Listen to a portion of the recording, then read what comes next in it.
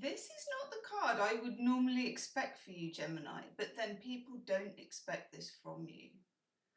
Geminis are very good at projecting to the external world that they are okay.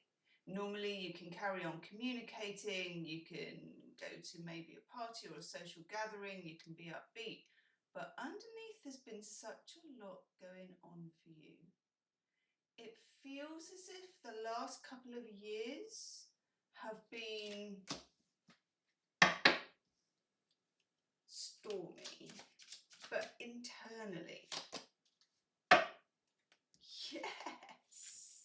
Yeah. Ooh, okay. It's a lot. Okay, standing ovation. So you are not just surviving, you are thriving, okay?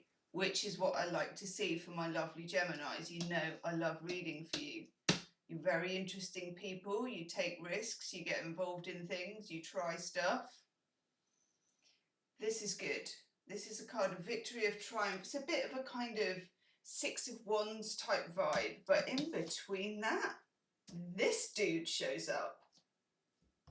Now, this doesn't have to be an actual dude. It can be a vibe. It can be a person. It can be a corporation.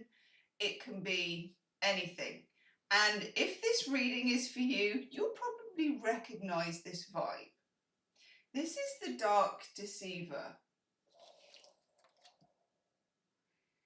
It can show up in different ways, okay? So in love and relationships, which I'll look at in the second half, but may come up in the first half anyway. In love and relationships, this can be your type. It can be something that you kind of know is toxic. It can be something where being a Gemini, I don't think it would be something where you didn't know it was toxic, because Geminis are quick to catch on, okay? But also, and this is always awkward, it could be you deceiving yourself, which as a Gemini, considering you're twins and can be in two different places at once, I know you. You can have one of you doing one thing and another of you doing another thing, and those two things coexisting at the same time.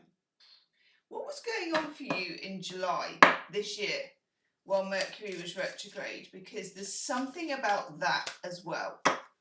When Mercury is retrograde for Geminis, gosh, it's a lot.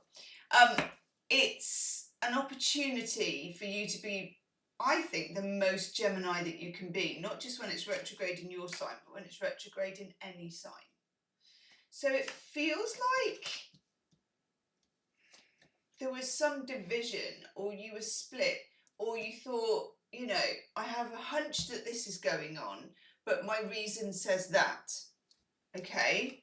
Now, with most star signs, I would say that the hunch is everything, but with Geminis, it's your dynamic between hunch and reason, or intuition and reason.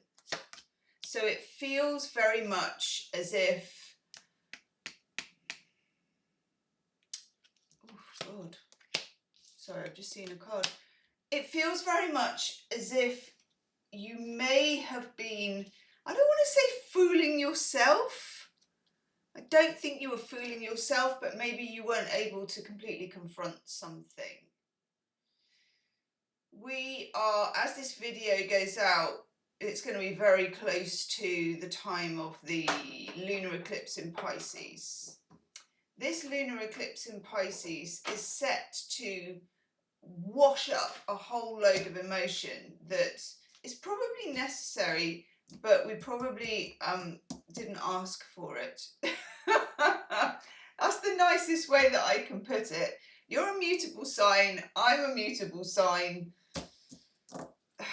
We're very good at moving on. Geminis are very good at moving on. Let me know in the comments about that. And I don't mean moving on in a bad way, I just mean moving on, which is why Geminis are really good friends to have. It's good to go to coffee with a Gemini friend. 1, they don't mind if you rearrange. 2, they might rearrange.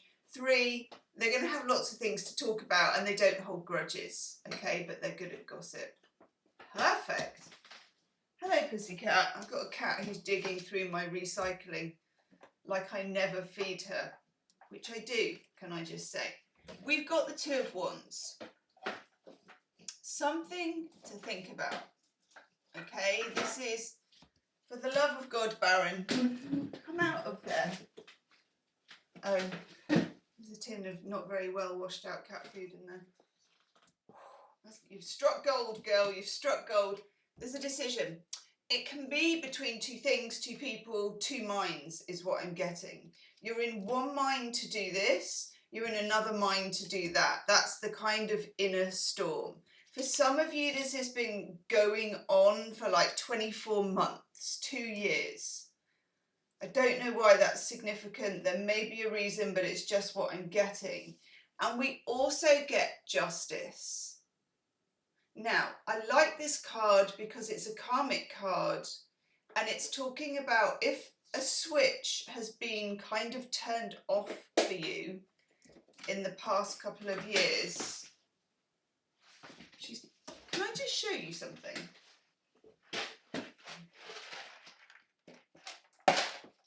Claw proof, apparently. Allegedly. Right, done. If a switch, I'm getting a channeled message of a switch that's kind of turned off, and you've been wondering why you can't make this happen, that happen. Why isn't this moving forward? And I think the switch is about to be turned on. Hence, ding, ding, ding, standing ovation. I'm just going to write that down.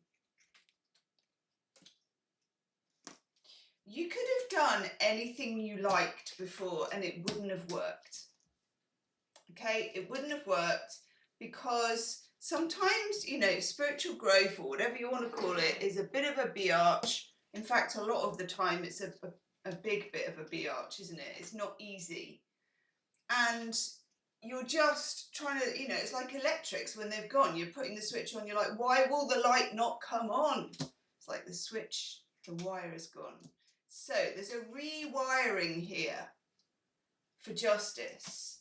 It's not clean, as in this is not, you know, you were in trouble and you had things to worry about, and now a switch goes on and you're like, haha, let's move on, glitter and unicorns. It's definitely a shift, and it makes things available to you that weren't available. It makes solutions available. It makes this, and by the way, this, because you've also got the Seven of Swords, I know, it doesn't make everything all right instantly, and I'd love to tell you that it did, but that would just be BS, because that's not, it took a long time to get into where you're at, and it will probably take a long time to get out of it, but you're on the right lines. I'm just writing that down too. Yeah, but that's good. It's almost like you're at the bottom of the curve and now you can come back up. I'll take a card for that dude as well in a minute. You see if I don't. Right, so we've got the Seven of Swords. We know there's some BS knocking around. We know that you might have been bullshitting yourself, okay? You might have been bullshitting yourself, but also bullshitted by somebody else. This is what happens, especially when we start believing. Now, two things. We've got the Five of Cups, which is something Geminis don't always want to do, and neither do us Pisceans, because you're good at moving on. You can be back at work after, and let me know in the comments, and I bet you've done this. Something really bad happens, you're at your desk Monday morning, you know? It's what Geminis do. You keep the show on the road. But it may be time to just pause and feel what you lost or what you're losing. You are going to win, but to win, you have to lose something. I didn't make the rules. Also, in the long term, it relieves you of this, the Ten of Wands. Whatever it is that you've been carrying, whatever it is that you've been doing so successfully because you are an amazing multitasker, you've been able to keep this going, to keep that going, to do this, to do that, to push this, to pull that lever. You can let it go and you can see what happens when you take, I suppose, the effort and yeah, this, what's the word I'm looking for? When you just pause production of the show, you're not keeping the show on the road. You're like, look, this is what's happened. It's a blank screen for a while, okay? The show is just having a moment. It's stepping back. We have also the Three of Wands. There's something that's evolving, that's exciting, and I like it. You need to be really patient because it's not quick. You know, it's not, like I said, things that happen that quickly. She's now covered in dreamies dust, by the way. Must be really nice to be like covered in dreamies dust. Although they do smell like bumhole. They really stink. I can't believe I just said that. Dreamy smell of warmed over arse. There you go. They're never gonna give me a promotion. By the way, would you like to do a 1 minute clip? Dreamy smell of arse. The Star. Very glad to see this card because you are master manifestors. In fact, as Geminis, you hardly even need to do manifesting. You kind of are, because you're on a very interesting vibration with the universe as a Gemini. You're not quite here. Let me know in the comments about that, please, because I'm fascinated. You're not quite here. And that is your secret source, actually, which is why you can seem to be, or even be, in multiple places at a time. The Star is about your North Star. In all the places you could be, in all the ideas that are in your head, in all the things that are in your heart, where is that emotionally resonant star that's kind of, I want to say throbbing. It all sounds a little bit Benny Hill, but I mean like throbbing in a twinkly kind of way. Twinkling. It's there. It's unavoidable. The universe is going to show you your way.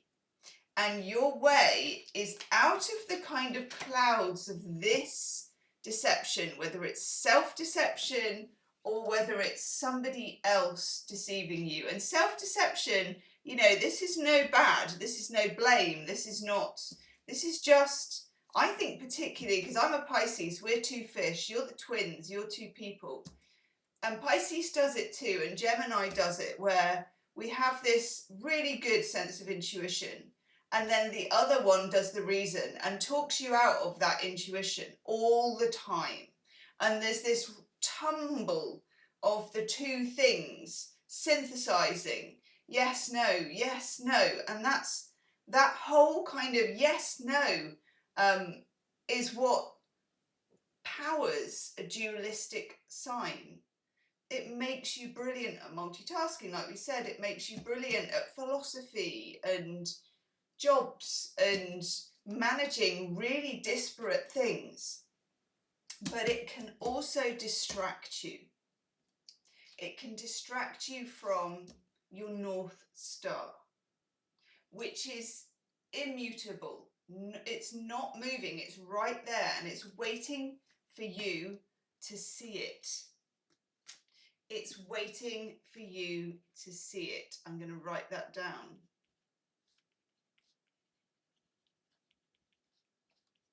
Okay, love and relationships.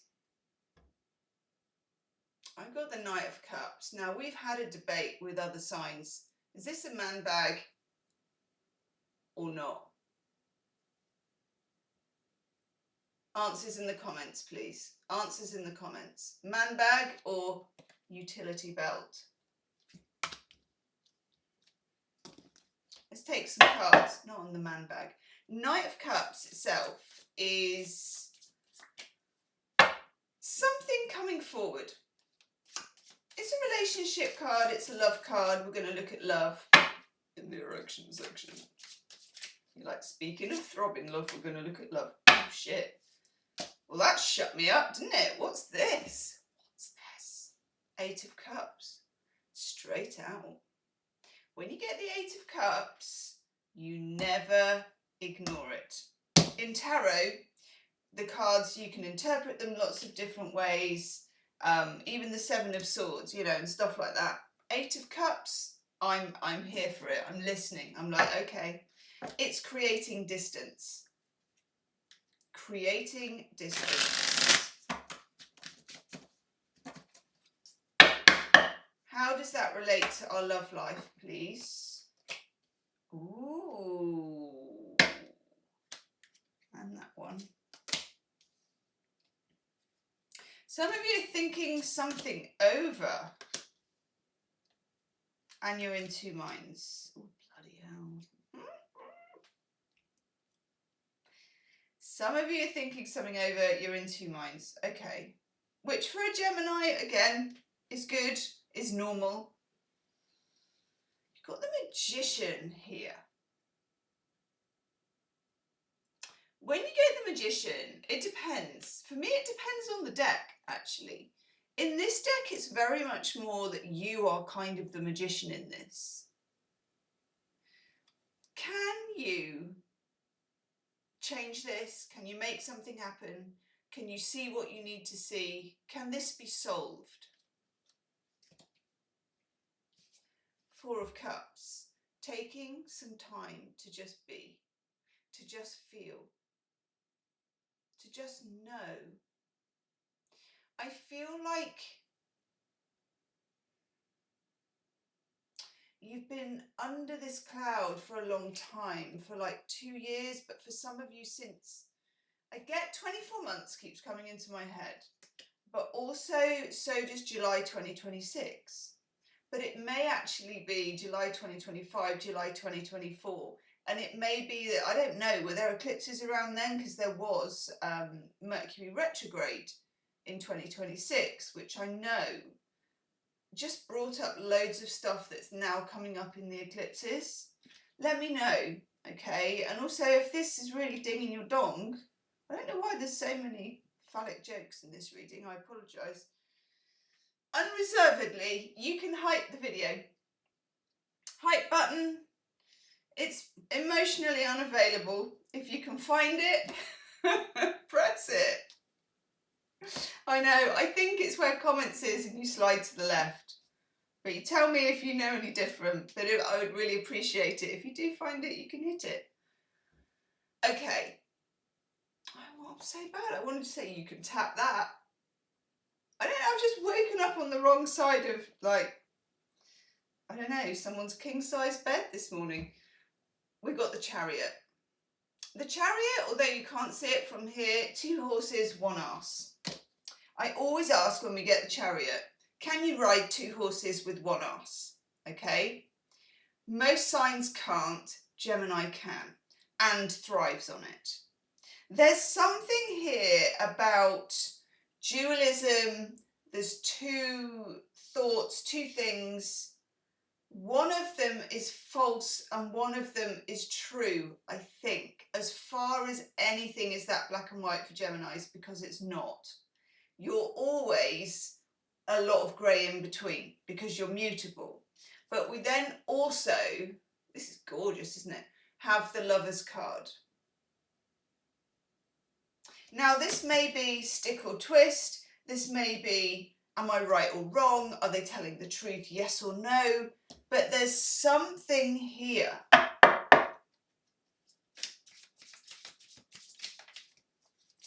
Might take a, 9 of Swords, worry. There's something here where you can't quite tell the difference. And I would say if you've got somebody in your love life at the moment, or you're meeting someone right now,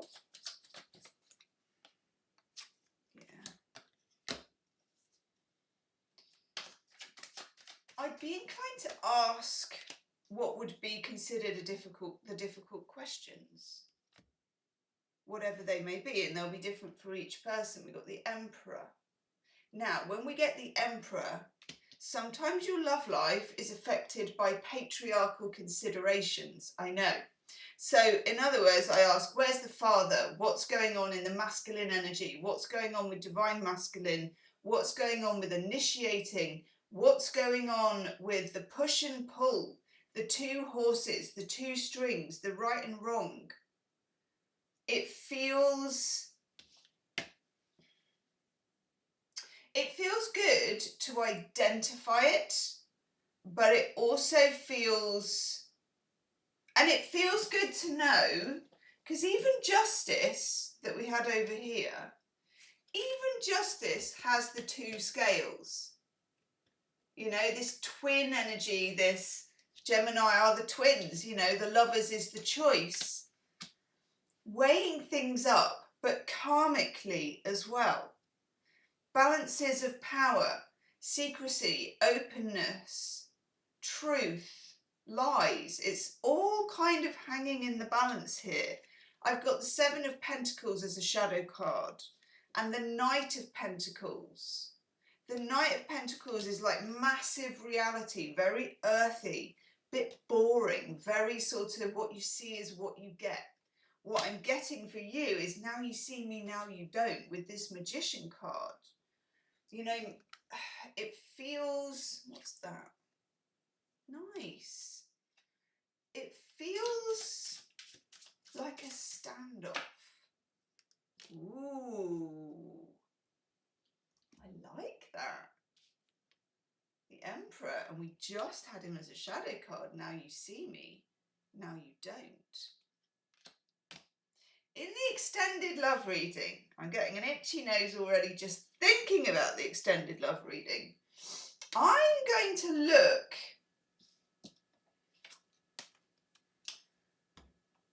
at these cards, the Dark Deceiver and the Emperor. I'm going to ask, like, when the Emperor comes forward, then what? But also, I'm really going to dig into that Dark Deceiver, the Seven of Swords, giving me such an itchy nose. Okay, we're going to peek behind the curtain. Imagine you have like a magician on the stage for whatever reason, the Magician, the Emperor, the Dark Deceiver. And you're like, okay, this all looks very real from what I'm looking in this seat as an audience. What happens if I look behind the curtain? We're going to draw back the curtain, swing, in the extended love reading, and we're going to get granular and we're going to get right down to it. And it might be tough love and it might be amazing. We don't know yet because we haven't done it. I'm going to link it below. Okay?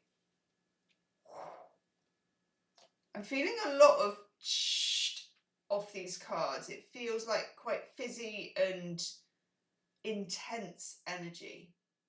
Let's get into it. I'll see you on the other side. Namaste.